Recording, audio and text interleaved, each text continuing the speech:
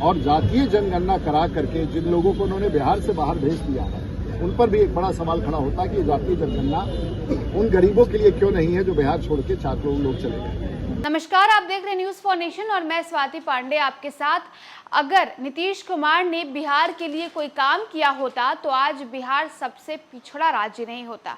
आज बिहार के बच्चों को दूसरे प्रदेश में जाकर पढ़ाई करने या शिक्षा या रोजगार के लिए जद्दोजहद करने की जरूरत नहीं पड़ती। ये तमाम बातें सांसद राजीव प्रताप रूढ़ी की है।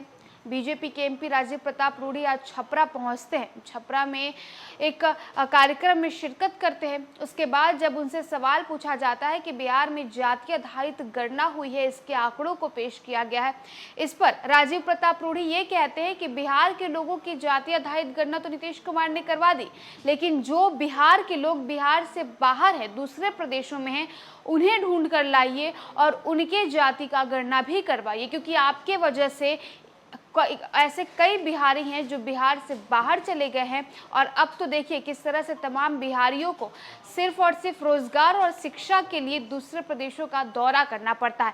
आप बिहार में निकल जाइए और तमाम सड़कों पर जाइए, पुलों पर जाइए, तो देखिए ये तमाम सड़कें और पुल पुलिया जो है वो राज्य सरकार ने नहीं बल्कि केंद्र सरकार ने बनाई है। और नीतीश कुमार खुद का पीठ थपथपवाते और अपनी छाती चौड़ी किए फिरते हैं।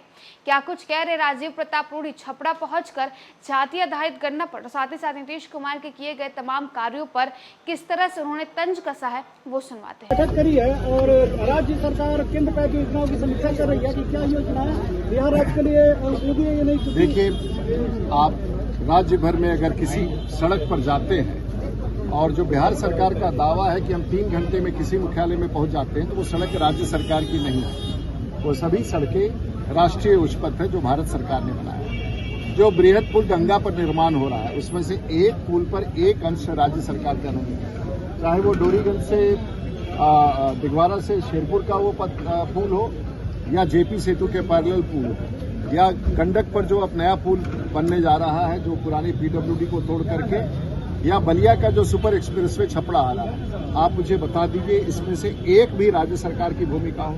अगर छपड़ा का बाईपास बन रहा है जो पुराना 6 लेन 800 करोड़ रुपया वो निश्चय हुआ था।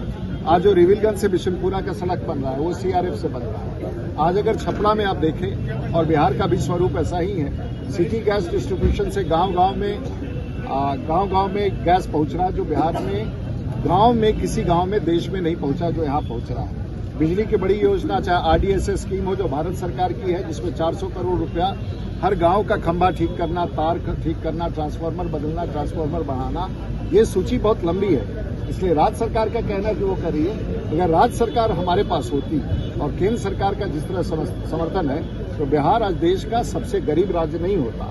बिहार आज देश का 4 करोड़ लोग बिहार छोड़ के नहीं गए होते।